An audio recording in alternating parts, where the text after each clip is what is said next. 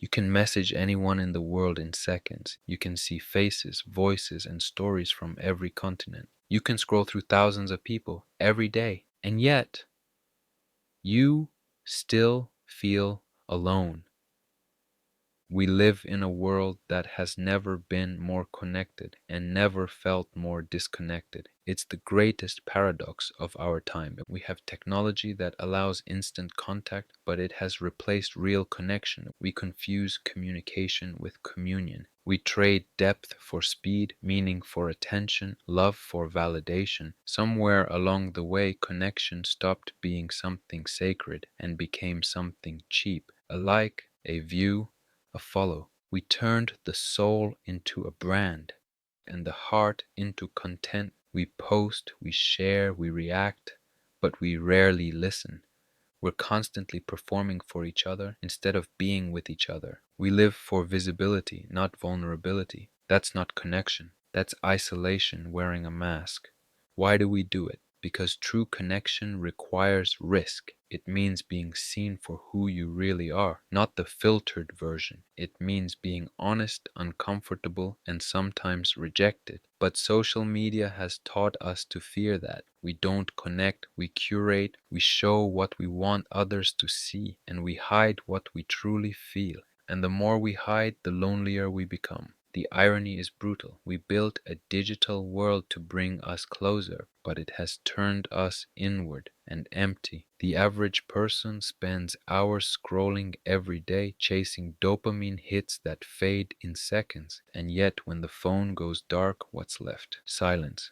Restlessness, a deep gnawing sense that something is missing because something is missing. You were not made for pixels, you were made for presence. Real connection happens face to face, in shared silence, in sacrifice, and in love that costs something. But modern culture avoids cost. We want the feeling of connection without the effort of it. We want friendship without time, love without commitment, community without responsibility. And that's why we're lonely. Not because we're unseen, but because we refuse to see others. Real connection requires presence, the kind that can't be multitasked. You can't connect deeply while half your attention is on your phone. You can't listen while waiting to speak. You can't love while calculating what you'll get in return. Connection dies when it becomes transactional. It lives only in self-giving. And yet there's hope. Because every time you put the phone down and look someone in the eyes, every time you listen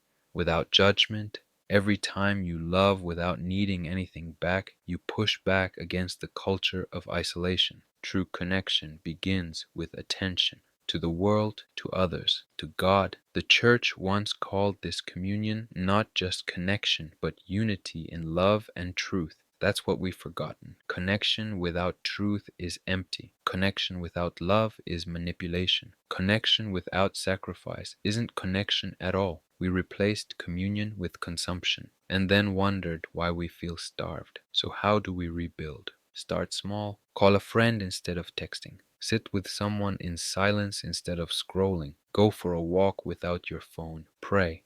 Reflect. Listen. The modern world tells you to seek attention, but what you actually crave is meaning, and meaning grows only in relationships rooted in truth. You were made for connection, not through screens, not through numbers, but through love. And the beautiful paradox is, the less you chase attention, the more real connection finds you, because the heart recognizes authenticity instantly. And in a world starving for realness, the most radical thing you can do is to be fully present.